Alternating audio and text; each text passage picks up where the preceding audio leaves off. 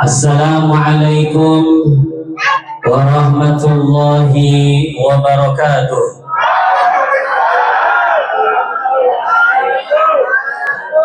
Alhamdulillahi rabbil alamin. Wassalatu wassalamu ala asrafil anbiya'i wal mursalin, imamil muttaqin sayyidil ghurril muhajjalin, wa ala alihi wa sahbihi wa man tabi'ahum bi ihsanin ila yaumiddin. Subhanaka la ilma lana illa ma 'allamtana innaka antal alimul hakim. Rabbi shrah li sadri wa yassir li amri wahlul 'uqdatam min lisani yafqahu qawli. Amma ba'd. Faqad qala Allah subhanahu wa ta'ala fil kitabihil karim wa huwa asdaqul qailin. A'udzu billahi minasy syaithanir rajim. Bismillahir rahmanir rahim. Al-yawma nakhtimu ala afwahihim wa tukallimuna aydihim wa tashhadu arjuluhum bima kanu yaksibun. Wa qala Nabi sallallahu alaihi wa alihi wasallam, kullukum ra'in wa kullukum mas'ulun 'an ra'iyatihi. Sadaqallahul azim wa sadaqa rasuluhun nabiyyul habibul karim, wa nahnu ala dzalika minasyahidin wa syakirin walhamdulillahi rabbil alamin. Yang kami hormati Ketua YTRF Bapak Ustadz Furqan Hidayat beserta seluruh jajaran kepengurusannya. Yang kami hormati Ketua Pembina YTRF Bapak Sumanto, bapak-bapak, ibu-ibu, ikhwan wa akhwat, para jamaah YTRF yang dirahmati Allah Subhanahu wa Ta'ala. Puji dan syukur senantiasa marilah sama-sama kita panjatkan kehadirat Allah Subhanahu wa Ta'ala, yang mana Allah masih menganugerahkan kepada kita nikmat-nikmat yang amat sangat banyak. Di antaranya nikmat yang banyak itu ada 3 nikmat yang terbesar yang sampai detik ini kita masih dapat merasakannya. Nikmat yang pertama, Allah masih menganugerahkan kepada kita nikmatul iman, nikmat Islam, nikmat panjang umur, sehat walafiat. Dan saya yakin yang hadir di sini adalah hamba-hamba Allah yang selalu bersyukur akan nikmat Allah yang Allah berikan kepada kita.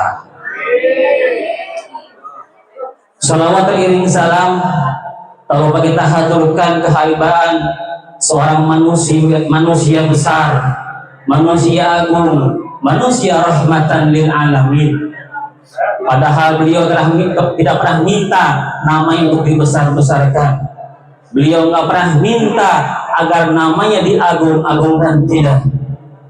Tetapi membesar-besarkan nama beliau, dia yang maha besar, yang mengagung-agungkan asma beliau, dia yang maha agung, yaitu Allah Subhanahu wa Ta'ala. Sungguh unik hadirin perintah ini. Allah di Al-Quran banyak memerintahkan agar manusia untuk berpuasa, tapi Allah enggak puasa. Allah memerintahkan manusia untuk bersedekah, Allah maha kaya. Tetapi ketika Allah perintahkan untuk bersolawat, Allah lebih dulu, baru Allah memerintahkan kepada orang-orang yang beriman. Subhanallah. Allah Subhanahu wa Ta'ala berfirman, innallaha wa malaikatahu sesungguhnya kami, kata Allah, kami di sini Allah dengan para malaikat bersolawat tuh.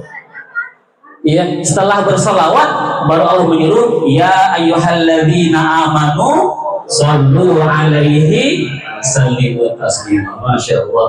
Jadi Allah jalankan dulu tuh salawatnya itu, baru menyuruh kepada kita yang beriman. Itulah keutamaan Nabi besar Muhammad Sallallahu Alaihi Wasallam. Mudah-mudahan kita insya Allah nanti di yaumul qiyamah mendapatkan syafaatul uzma dari baginda Nabi besar Muhammad sallallahu alaihi wasallam. Allahumma sholli wa sallim wa barik alaihi wa alihi. Bapak Ibu kabar sehat semua? Alhamdulillah.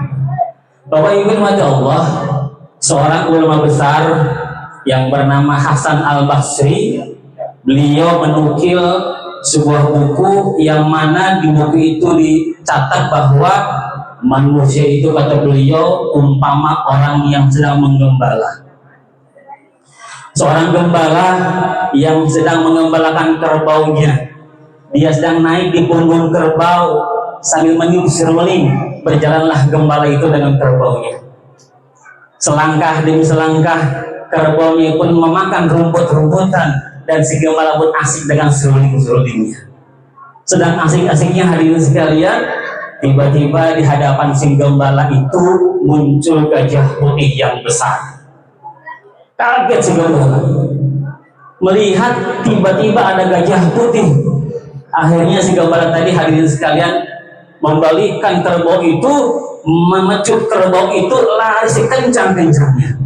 Kenapa? Karena takut di depannya itu ada gajah putih. Beberapa lama kemudian si gembala berlari dan terus berlari, tapi aneh hadirin sekalian, semakin lama si gembala berlari, semakin dekat pula gajah putih itu menghampiri dirinya.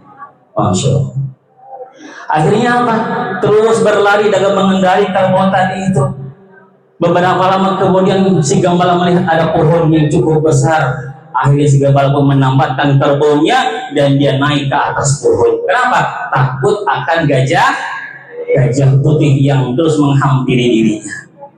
Hadirin sekalian, sampai di atas, ketika itu si gembala ingin turun, ternyata ketika dilihat di bawah, gajah putih sudah menunggu di sana, menunggu kapan si gembala itu mau turun.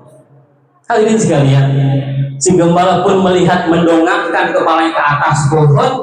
Ketika dilihat di atas pohon yang di kepalanya itu, si gembala melihat ada lebah yang sedang membuat sarang. Sedikit saja dia bergerak, maka lebah-lebah itu akan menyengat dirinya. Si gembala melihat lagi di belakangnya. Ketika dia ingin turun, dia dilihat di belakang itu, dia melihat ada buaya putih yang siap menerkam kalau saja si gembala itu jatuh ke bawah. Masya Allah. Bingung si gembala hadirin sekalian. Tetapi apa? Si gembala tadi itu melihat nun jauh di sana ada gumpalan-gumpalan hitam. Semakin lama semakin dekat, semakin lama semakin dekat, dan sudah dekat. Akhirnya apa? Kata si gembala, mudah-mudahan gumpalan-gumpalan hitam itu bisa membantu saya untuk turun. Dilihat semakin dekat, apa hadirin sekalian? Ternyata gumpalan-gumpalan hitam itu ada ribuan semut-semut hitam yang berjalan menuju pohon yang sedang ditagi oleh gembala tersebut. Hadirin sekalian, sudah semakin dekat dan sudah dekat, apa yang dilakukan oleh ribuan semut hitam tadi itu? Dia nggak mengusir gajah putih, tetapi apa yang dilakukan? Semut-semut hitam itu justru menggerogoti akar pohon yang sedang ditagi oleh si gembala. Hancurlah harapan si gembala, hadirin sekalian. Beberapa saat kemudian si gembala pun melihat menjauh di sana ada lagi gumpalan-gumpalan putih. Semakin lama semakin dekat, dan ketika dekat muncullah harapan si gembala. Ternyata apa hadirin sekalian? Gumpalan-gumpalan putih itu adalah semut-semut putih. Ribuan semut putih berjalan menuju pohon yang sedang ia taiki. Muncul harapan si gembala, mudah-mudahan dengan ribuan semut-semut putih itu aku bisa turun ke bawah dan dia mau menghalau gajah putih yang ada di bawah. Tapi hadirin sekalian, ternyata apa? Ternyata ribuan semut-semut putih itu bukan mengusir gajah putih, tapi dia melakukan hal yang sama yang dilakukan oleh ribuan semut-semut hitam itu, menggerogoti akar pohon yang sedang ditagi oleh si gembala. Hadirin yang dirahmati Allah Subhanahu wa Ta'ala, si gembala sangat lapar, perutnya keloncongan hadirin sekalian, sehingga dia bingung bagaimana cara dia untuk turun ke bawah. Ya, di belakangnya ada buaya putih, di bawah ada gajah putih, di atas kepalanya ada lebah yang membuat sarang. Akhirnya hadirin sekalian, si gembala pun mendapatkan tetesan dari kepalanya itu, tetes ke tangannya itu. Ketika dijilat ternyata apa? Madu, hadirin sekalian. Tetesan madu yang diproses oleh lebah tadi itu menetes jatuh ke tangan si gembala dan dinikmati oleh si gembala itu tetesan madu tersebut, sehingga dia lupa segala-galanya.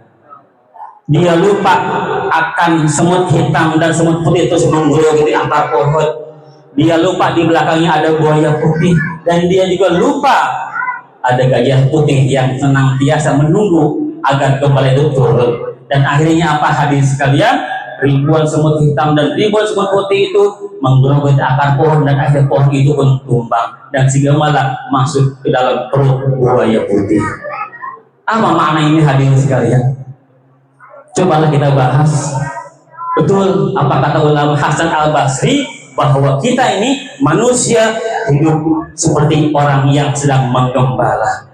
Apa kata Nabi? Kullukum ra'in wa kullukum mas'ulun ar-ra'iyatih. Kalian adalah seorang pemimpin gembala dan akan ditanya atas kepemimpinan kita.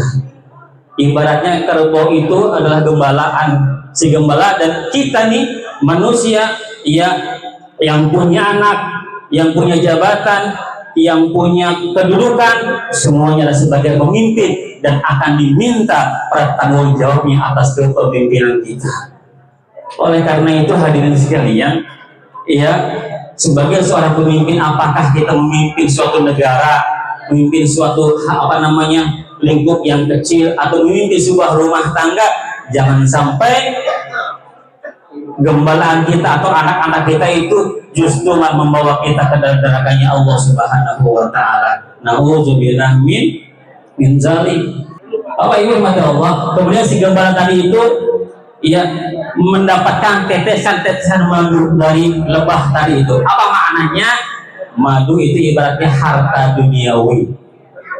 Lupa, biasanya orang kalau Allah berikan kekayaan, jabatan, reputasi yang luar biasa, dia lupa kepada Allah Subhanahu wa taala. Betul apa benar?